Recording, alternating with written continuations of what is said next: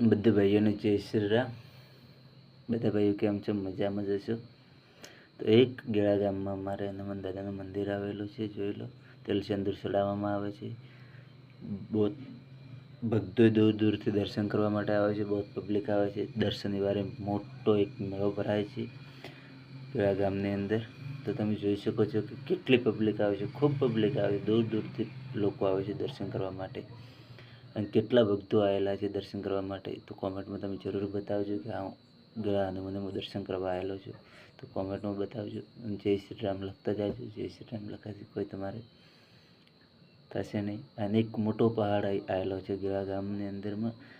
તમે જોઈ શકો છો કેટલો વિશાળ પહાડ બની ગયો છે, જેટલી પબ્લિક છે, પબ્લિક બહુ છે। તમે જોઈ શકો છો એક પહાડ આવેલો છે ગેળા ગામની અંદરમાં।